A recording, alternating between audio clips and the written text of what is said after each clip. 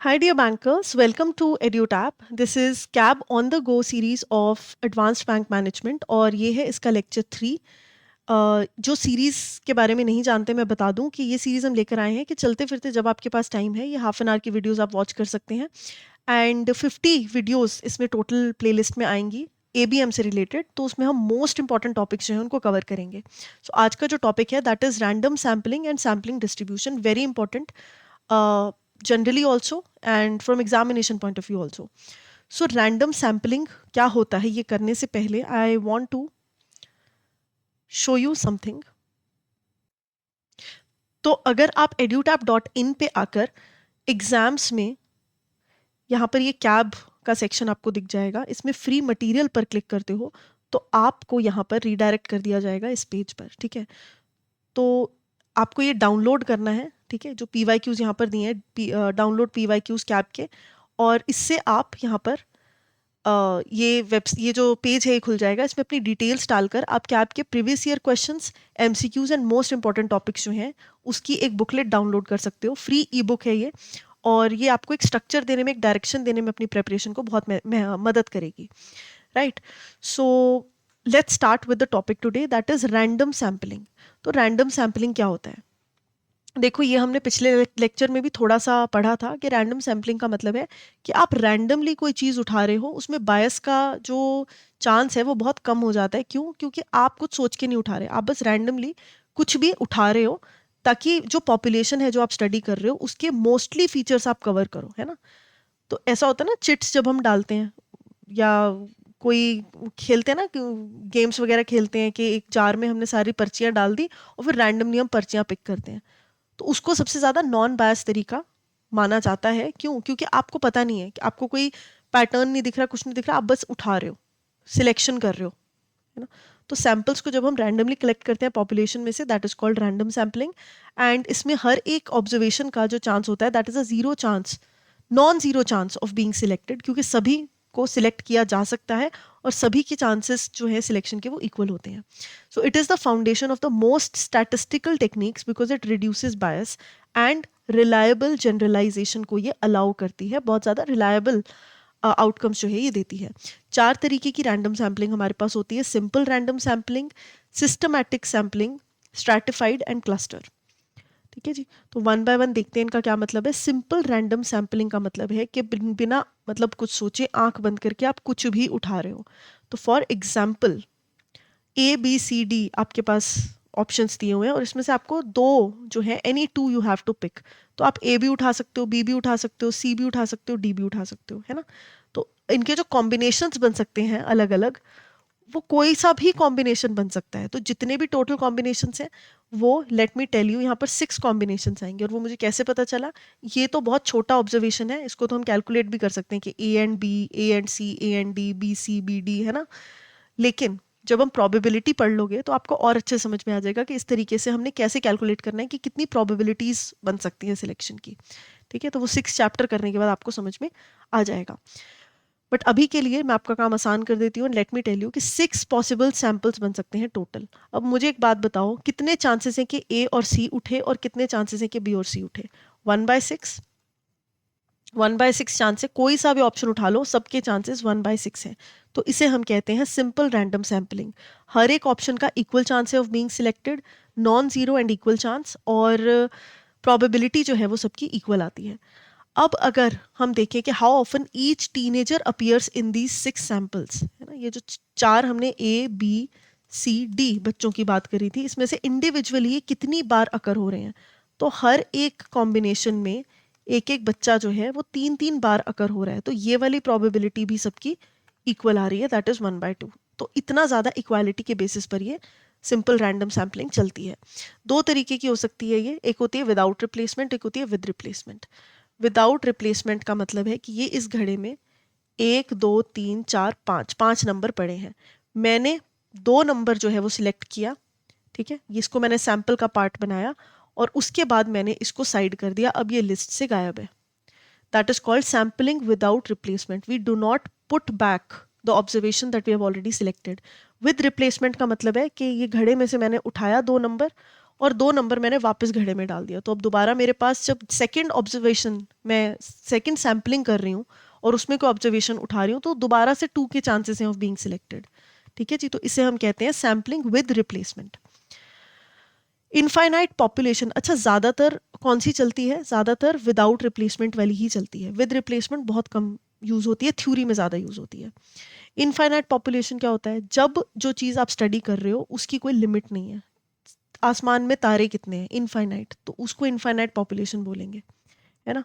तो आप इनको फिजिकली लिस्ट नहीं कर सकते, लेकिन आपको पता है थ्योरेटिकली कि आप एक चीज़ को, एक पर्टिकुलर चीज़ को स्टडी कर रहे हो, दैट इज तारों को स्टडी कर रहे हो, स्टार्स को स्टडी कर रहे हो। तो बहुत लार्ज पॉपुलेशन जो होती हैं उनको डिनोट करने के लिए हम इनफाइनाइट पॉपुलेशन उन्हें कहते हैं। How to perform simple random sampling? Lottery method से या रैंडम नंबर टेबल्स की मदद से। कंप्यूटराइज्ड उठवा लो या फिर लॉटरी मेथड से आप उठवा लो। तो इस तरीके से आप रैंडम सैम्पलिंग कर सकते हो। सिस्टमैटिक सैम्पलिंग क्या होती है? जिसमें कि हम एक पैटर्न फॉलो कर रहे हैं। ठीक है, अब क्लास में बच्चे हैं 1 से लेके 50 और मैं बोल रही हूँ कि हर 5th रोल नंबर जो है उसको सैम्पलिंग के लिए उठा लो और उनके बेसिस पर हम डिसाइड करेंगे कि क्लास की एकेडमिक परफॉर्मेंस कैसी है। तो ये मैंने क्या किया? मैंने एक पैटर्न फॉलो किया कि हर 5वां बच्चा रोल नंबर वाइज सबको सेट कर दिया और हर 5वें बच्चे को मैंने सैंपल की तरह स्टडी कर लिया। इसे हम कहते हैं सिस्टमैटिक सैम्पलिंग, कि हम एक केथ आइटम, एक पोजीशन है ना, सेकंड बोल लो, ये के कुछ भी हो सकता है, ये कौन सा वो है, वेरिएबल है, तो 5th भी हो सकता है, 10th भी हो सकता है ना। तो इनको हमने हर केथ आइटम हम उठा रहे हैं और उसे स्टडी कर रहे हैं, उसे हमने सैंपल बना दिया। तो this is called systematic sampling. ये ना थोड़ा सा बायस होने के चांसेस इसमें थोड़े से बढ़ जाते हैं। क्यों? क्योंकि अगर बाई चांस आपकी पॉपुलेशन में कोई पैटर्न है, लेट्स से कि बाई चांस ही हर 5वां बच्चा इंटेलिजेंट है, तो जो रिजल्ट आएगा वो आपका थोड़ा सा नॉन रिलायबल आएगा, है ना। It will be a biased result. Although ये बहुत ईजी टू इम्प्लीमेंट है, टाइम बचाता है, बहुत अच्छा काम करता है जब चीज़ें वेल ऑर्डर में हों, लेकिन इसी के साथ साथ हिडन पैटर्न अगर कहीं पर किसी पॉपुलेशन में है तो रिजल्ट्स जो हैं वो अनरिलायबल आएंगे। फिर आ जाता है स्ट्रैटिफाइड सैम्पलिंग। स्ट्रैटिफाइड सैम्पलिंग का मतलब एक होमोजीनियस ग्रुप आपने क्रिएट कर लिया, जिसे हम स्ट्रैटा कहते हैं। होमोजीनियस मतलब सेम कैरेक्टरिस्टिक्स वाला। तो मैं स्टडी कर रही हूँ जीन्स के बारे में, जीन्स की स्टडी 10 से 50 साल की उम्र के लोगों के बीच में मैं ये कर रही हूँ। तो इसमें ये मेरी पॉपुलेशन है कि 10 से 50 साल की उम्र के लोग जीन्स को लेकर कौन सी टाइप की जीन्स पहनते हैं, है ना, या जीन्स को लेकर मैं उनको स्टडी कर रही हूँ। सो दिस इज माय पॉपुलेशन। अब इसमें अलग अलग ग्रुप्स ऑलरेडी बने हुए हैं। ठीक है, एज ग्रुप बना हुआ है 10 से 20 का, टीनेजर्स तक का, 20 से 30 का, और 30 एंड अबव का। ठीक है, 30 से 50, ये 3 ग्रुप्स बने हैं। अब इसमें मेल्स भी हैं, फीमेल्स भी हैं, इनके अलग अलग ग्रुप्स बने हुए हैं, मेल फीमेल के अलग ग्रुप बने हुए हैं। तो ऐसे में ना ये ग्रुप्स मेरे पास ऑलरेडी एग्जिस्ट कर रहे हैं, मेरे पॉपुलेशन डेटा में ही होमोजीनियस ग्रुप्स एग्जिस्ट कर रहे हैं। मतलब मेल ग्रुप है 10 से 20 साल का, फीमेल ग्रुप है 10 से 20 साल का, है ना, मेल ग्रुप है 20 से 30 साल का। तो ये जो ग्रुप्स होमोजीनियस सेम कैरेक्टरिस्टिक्स वाले छोटे छोटे सब ग्रुप्स बने हुए हैं, मैं हर ग्रुप में से रैंडमली 2-3 लोग उठा लेती हूँ, तो मेरी पूरी की पूरी पॉपुलेशन डिफाइन हो जाती है। ठीक है जी, तो आई होप आपको कॉन्टेक्स्ट समझ में आया। तो मैं एक select number of people from each proportional to their population size. ठीक है, तो मैंने इक्वल नंबर्स हर एक ग्रुप से उठा लिए। तो जब हमारे पास किसी पॉपुलेशन में रिकॉग्नाइजेबल सब ग्रुप्स बने हो तो हम स्ट्रैटिफाइड सैम्पलिंग का उपयोग करते हैं। ये हमें एक्यूरेट रिप्रेजेंटेशन देती है पूरी पॉपुलेशन की। यही चीज़ क्लस्टर सैम्पलिंग हो तो उसमें क्या करना होता है? क्लस्टर में ऐसा है कि जी हमें रैंडमली बताया हुआ है, ठीक है, हमें रैंडमली कुछ डेटा दिया हुआ है और उस डेटा को सब ग्रुप्स में डिवाइड किया नहीं हुआ, वो डेटा रैंडम है। ठीक है, कुछ क्लास में जो बच्चे बैठे हैं, लेट्स से कुछ जो है वो घर से टिफिन लेके आते हैं, कुछ नहीं लेके आते, कुछ हेल्दी खाना लाते हैं, है ना, कुछ पैकेज फूड लाते हैं, कुछ मैगी लेके आते हैं डेली। तो ये रैंडम डेटा है, मुझे कुछ नहीं पता, मैं टिफिन के ऊपर सर्वे कर रही हूँ। अब ऐसे में मैं हर एक तरीके के अलग अलग ग्रुप्स बनाने की कोशिश करूंगी। मुझे इस पॉपुलेशन में जो फीचर्स दिख रहे हैं, थोड़ा बहुत पॉपुलेशन स्टडी करूंगी तो मुझे दिखेगा कि अच्छा वेजिटेबल्स लाने वाले कुछ बच्चे हैं, फ्रूट्स लाने वाले कुछ बच्चे हैं जो पैकेज फूड लाते हैं, कुछ बच्चे टिफिन लाते ही नहीं हैं, कुछ बच्चे हफ्ते में 3 बार लाते हैं। तो ये अलग अलग फीचर्स जो हैं, इनको लेकर मैं छोटे छोटे ग्रुप्स बनाने की कोशिश करूंगी और उन पूरे के पूरे ग्रुप्स को स्टडी करूंगी। तो अब ऐसे में जो एक पर्टिकुलर सब ग्रुप आ रहा है उसमें सारे फीचर्स होंगे, उसमें वेजिटेबल वाले बच्चे भी होंगे, फ्रूट वाले बच्चे भी होंगे, जो टिफिन नहीं लेके आते वो बच्चे भी होंगे। तो ऐसे करके ये ग्रुप में सारे के सारे कैरेक्टरिस्टिक्स होंगे। और जब मैं ऐसे 3-4 ग्रुप्स पढ़ लूंगी तो मेरे पास पॉपुलेशन का ओवरऑल कैरेक्टर्स जो है, जिन्हें हम पैरामीटर्स बोलते हैं, वो मुझे समझ आ जाएंगे। So this is called divide the population into clusters, that is छोटे छोटे groups. Some clusters are randomly selected and all units of those clusters are studied. ठीक है, तो आई होप आपको स्ट्रैटिफाइड और क्लस्टर में डिफरेंस समझ में आया। क्लस्टर जो है ये भी ग्रुप है, स्ट्रैटा ये भी ग्रुप है, लेकिन स्ट्रैटा जो है वो हम होमोजीनियस ग्रुप को बोलते हैं। एक ऐसा ग्रुप जिसके अंदर के सारे लोग जो हैं वो सिमिलर कैरेक्टरिस्टिक्स पर ऑपरेट करते हैं। क्लस्टर में कुछ भी हो रहा है लेकिन उसमें पॉपुलेशन के सारे एलिमेंट्स जो हैं वो ऐड हो रहे हैं। तो यहाँ पर हमने क्या किया, यहाँ पर हमने एक कैरेक्टरिस्टिक का एक क्लस्टर, एक कैरेक्टरिस्टिक का एक फीचर का एक, है ना। तो ऐसे करके अलग अलग स्ट्रैटास उठा लिए और उन स्ट्रैटास में से रैंडम हमने सिलेक्शंस कर ली। तो हमारे पास पॉपुलेशन की स्टडी आ गई। इसमें हमने जो ग्रुप सिलेक्ट किए हैं उनको पूरे को हम स्टडी कर रहे हैं क्योंकि उन सब में अलग अलग कैरेक्टरिस्टिक्स हैं, अलग अलग फीचर्स हैं पॉपुलेशन के। ठीक है जी, तो इसे हम कहते हैं difference between stratified and cluster. What is sampling distribution? Now this is very very interesting. What is sampling distribution? जब आप, अब ये ध्यान से सुनना, और ये कंफ्यूजिंग लग सकता है but I would request you कि अगर जिनको कंफ्यूजिंग थोड़ा सा भी लग रहा है एक बार रिवाइंड कर लो, है ना, एक बार दोबारा देख लो, तो आपके बहुत सारे डाउट्स क्लियर हो जाएंगे। और इसको आप ध्यान से समझने की कोशिश करना कि सैम्पलिंग डिस्ट्रीब्यूशन होता क्या है। ओके, सो पॉपुलेशन मैंने आपको बता दिया क्या होता है। पॉपुलेशन इज द पूरी की पूरी चीज जो हम स्टडी करना चाह रहे हैं, है ना, उसका हम उठाते हैं सैंपल। पॉपुलेशन में से कुछ टुकड़े हम उठाते हैं और उन टुकड़ों को हम कहते हैं सैंपल। जब हम पॉपुलेशन के फीचर स्टडी करते हैं तो उसे तो हम पैरामीटर बोलते हैं, है ना। ये पूरे के पूरे इस पॉपुलेशन को जब मैं स्टडी करूंगी और उसके फीचर्स को समझूंगी, that is called parameter.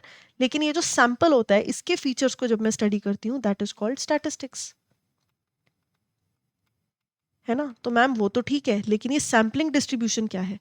Sampling distribution का मतलब होता है अलग अलग सैंपल्स कलेक्ट करना, उनके स्टैटिस्टिक्स पढ़ना और उसको फर्दर एनालिसिस में यूज करना, that is called sampling distribution. जब हम स्टैटिस्टिक्स, अलग अलग सैंपल के स्टैटिस्टिक्स को पढ़कर एक टैबुलर फॉर्म में रिप्रेजेंट करते हैं, उसे हम कहते हैं sampling distribution. whenever you take sample from a population and compute statistic, that statistic will vary from sample to sample। हर एक सैंपल की जो स्टैटिस्टिक आएगी, स्टैटिस्टिक्स का क्या मतलब है, कोई भी एवरेज निकाल रहे हो, मीन निकाल रहे हो, मोड निकाल रहे हो, स्टैंडर्ड डेविएशन निकाल रहे हो, कुछ भी आप ऐसा कर रहे हो उसको हम बोलते हैं स्टैटिस्टिक्स, है ना। तो ईज ऑफ अंडरस्टैंडिंग के लिए हम यहाँ पर ले लेते हैं एवरेज। तो मान लो आपके पास पानी, पूरे जो दुनिया के लोग हैं वो पानी कितना कंज्यूम करते हैं उसका डेटा है। आपको सैंपल निकालना है कि इससे इस एज ग्रुप के 50 से ज़्यादा एज ग्रुप के लोग कितना पानी कंज्यूम करते हैं। तो आप 50 से ज़्यादा वालों के अलग अलग सैंपल्स उठाओगे कि कितने दिन में लीटर वो इस्तेमाल करते हैं। अब वो स्टेटस वो सैंपल का जो आपके पास एवरेज आएगा हर एक सैंपल का अलग होगा, है ना। किसी का 2 निकलेगा, किसी का 4 निकलेगा, किसी का 5 निकलेगा। इस डिफरेंशिएशन को, इस अलग अलग स्टैटिस्टिक्स को जब आप एक टैबुलर फॉर्म में रिप्रेजेंट कर देते हो that is called sampling distribution. So the distribution of these sample statistics, if you draw 3 boys out of 5 boys, the sample mean height will not be the same, है ना। आपके पास 5 students दिए हुए हैं और उसमें से आपको 3 स्टूडेंट्स उठाने हैं, कॉम्बिनेशन बनाना है। तो ये 3 स्टूडेंट क्या हो गए, सैंपल हो गए। 5 क्या है, पॉपुलेशन है। आपको बोला है इनका एवरेज निकालना है। तो ये जो अलग अलग कॉम्बिनेशंस का आप यहाँ पर एवरेज निकालोगे हाइट का, ये हर एक का सेम नहीं होगा, हर एक का अलग होगा, हर एक कॉम्बिनेशन के लिए अलग होगा। तो इसको हम बोलेंगे, ये जो सैंपल स्टैटिस्टिक्स हम निकाल रहे हैं इसे हम कहेंगे सैम्पलिंग डिस्ट्रीब्यूशन। ठीक है जी, एग्जाम्पल से समझते हैं। ये मेरे पास 5 स्टूडेंट्स हैं, सबकी हाइट अलग अलग दी हुई है। ऐसे में हमें बोला गया है कि 3 सैंपल्स जो हैं हमने उनको उठाना है। ठीक है, तो 3 सैंपल्स मतलब सैंपल्स उठाने हैं विद साइज ऑफ 3 बॉयज, है ना। तो कॉम्बिनेशन बनाना है 3 लड़कों का, ए बी सी डी, ऐसे कर करके बन सकते हैं, A B D A B E. तो वो मैं आपको अभी एडवांस में बता दूं कि वो 10 सैंपल्स बनेंगे। कैसे बनेंगे वो भी मत पूछो, वो प्रोबेबिलिटी के बाद आपको अपने आप पता चल जाएगा। बट अभी के लिए let me tell you that कि 10 सैंपल बन रहे हैं। अब ये जो 10 सैंपल बन रहे हैं, अब मैं इनकी एवरेज हाइट निकालना चाहती हूँ। तो मुझे ज़रा एक की हाइट निकाल के दिखाओ। 160, 162 एंड 164। तो ये जो ABC मेरा क्लस्टर बना है, ABC जो मेरा सैंपल उठा है, उसमें एवरेज हाइट जो है 160, 162, 164 आ रही है ना। तो एवरेजिंग कैसे करूंगी मैं इसकी, इनको प्लस कर लेंगे और डिवाइड बाय 3 कर लेंगे, है ना। एवरेज सबको आता है। सो 162 विल बी द क्या बोलते हैं, सैंपल का डेटा, है ना, सैंपल का स्टैटिस्टिक्स। अनदर सैंपल ACD, अगर मैं A, C और D का निकालूंगी तो 160 प्लस 164 प्लस 170 डिवाइड बाय 3 हो जाएगा मेरे पास। That will come out to be 164.66। तो अब आप देख सकते हो कि हर एक सैंपल का जो मीन है वो अलग निकल के आ रहा है, ठीक है। सो इसे हम कहते हैं सैम्पलिंग डिस्ट्रीब्यूशन। ये जो अलग अलग मीन निकल के आ रहे हैं इन्हें हम कहते हैं सैम्पलिंग डिस्ट्रीब्यूशन। और एक मजे की बात सुनोगे, ये जो सैम्पलिंग डिस्ट्रीब्यूशन निकल के आ रही है, लेट्स से ये पहला कॉम्बिनेशन है, ये दूसरा है, ये तीसरा है, ये फोर्थ है, ऐसे कर करके 10 तक हम जाएंगे, है ना। 10 हमारे पास कॉम्बिनेशन है। एक की हाइट 162 निकल के आ रही है, एक की 164 निकल के आ रही है, 164.22, ऐसे कर करके अलग अलग सबकी हाइट्स आ रही है। पहली बात, ये डेटा है, this is my sampling distribution, ठीक है। सैंपल का स्टैटिस्टिक्स जो मैंने निकाला है दैट इज सैम्पलिंग डिस्ट्रीब्यूशन। और जब इनका एवरेज आप निकाल लोगे, इस सैंपल डिस्ट्रीब्यूशन का एवरेज आप निकाल लोगे, इनको टोटल करके डिवाइड बाय 10 कर दोगे, तो जो आपके पास आएगा that will be your population mean, ठीक है। तो स्टार्टिंग में ये जो 5 बच्चे दिए थे, इनका मीन अगर आप निकाल लोगे तो पूरी की पूरी पॉपुलेशन डिफाइन करते हैं ना ये इधर। अगर इनको सिंपली आप 160 प्लस 162 प्लस 164 प्लस 170 प्लस 156 कर लोगे और डिवाइड बाय 5 कर दोगे, तो भी आपके पास सैंपल का जो डेटा है, जो पॉपुलेशन का मीन है, वो आ जाएगा। और अगर आप इनका कॉम्बिनेशन निकालकर, अलग अलग सैंपल्स निकालकर, उनका मीन निकालकर और बाद में उसका पूरे का एवरेज निकालकर कैलकुलेट करोगे, तो भी आपके पास सेम आंसर आएगा, ठीक है। तो the mean of all sample means is equal to population mean. अब आपके दिमाग में क्वेश्चन आना चाहिए कि मैम फिर इतनी लंबी प्रोसेस हम क्यों करें, जब हम इतनी आसानी से ये कर सकते हैं तो हम इतना क्यों करें। तो उसका आंसर ये है कि ये एग्जाम्पल है, इसलिए इसमें पॉपुलेशन इतनी छोटी है। असलियत में population is way bigger than the samples that we are collecting. तो सैंपल तो 10 ही है, हो सकता है पॉपुलेशन 100 हो, तो उसको ऐड ना करना पड़े, डिवाइड ना करना पड़े, इसीलिए हम सैम्पलिंग डिस्ट्रीब्यूशन की मदद लेकर पूरे की पूरी पॉपुलेशन को समझने की कोशिश करते हैं, ठीक है जी। तो ये आपको याद रखना है, इन स्लाइड्स को अच्छे से देखना है। Sampling distribution for other statistics, mean भी निकाल सकते हैं, मीडियन निकाल सकते हैं, प्रोपोर्शन एंड स्टैंडर्ड डेविएशन, ठीक है। तो ये कुछ एग्जांपल्स दिए हैं, इनको आप पढ़ना। वाटर इन द रिवर है, ठीक है, ये पॉपुलेशन है। 10 कंटेनर्स मैंने उस पानी में से निकाल लिए, उसका एवरेज मर्करी निकाल लिया, एवरेज निकाल लिया मतलब, तो उसे बोलेंगे डिस्ट्रीब्यूशन ऑफ मीन्स, ठीक है। तो सैम्पलिंग डिस्ट्रीब्यूशन यहाँ पर क्या है, distribution of means. Basketball teams हैं, 5 लोगों की टीम, प्लेयर्स जो हैं वो मैंने सैंपल के तौर पर उठा लिए और उनकी हाइट का जो मिडल पॉइंट है, मीडियन जो है, वो निकाल रही हूँ, इसको बोलेंगे डिस्ट्रीब्यूशन ऑफ मीडियन। उसी तरीके से प्रोपोर्शन जब हम कैलकुलेट करते हैं that is called distribution of proportion. तो ये अलग अलग तरीके से सैम्पलिंग डिस्ट्रीब्यूशन हो सकती है, सिर्फ एवरेज के बेसिस पे नहीं होती, median, mode, mean, standard deviation, हर एक तरीके के बेसिस पर होती है। फिर एक चीज आ जाती है स्टैंडर्ड एरर। हमने ये जो एवरेज निकाला, हमने जो 10 ऑब्जर्वेशंस पढ़ी, 1 2 3 4 5 6 है ना, 10 तक, उसके बाद हमने एक टोटल उनका कैलकुलेट किया और उसको डिवाइड बाय 10 कर दिया, तो हमारे पास एक टोटल सैम्पलिंग डिस्ट्रीब्यूशन का मीन आ गया, मीन ऑफ सैम्पलिंग डिस्ट्रीब्यूशन। क्या आपका मन नहीं करेगा कि अब मैं देखूं कि ये जो मीन आया है, ये जो मीन आया है, हर एक ऑब्जर्वेशन का मीन इस मीन से कितनी दूर पे लाई कर रहा है, कितना दूर प्लेस हो रहा है। तो जब मैं ये स्टडी करती हूँ, इस डेविएशन को स्टडी करती हूँ, that is called standard deviation. जब हम मीन का स्टैंडर्ड डेविएशन कैलकुलेट कर रहे होते हैं, that is said to be sigma x bar, ठीक है, सिग्मा एक्स बार बोलते हैं इसको। कैसे कैलकुलेट करना है अगले लेक्चर में करेंगे। प्रोपोर्शंस के लिए हम सिग्मा पी हैट बोलते हैं, ठीक है। एरर क्या होता है, error is basically when we are calculating the difference, ठीक है, because it measures how much how much sample statistics differs from the population statistic due to sampling variation, इसको हम बोलते हैं स्टैंडर्ड एरर।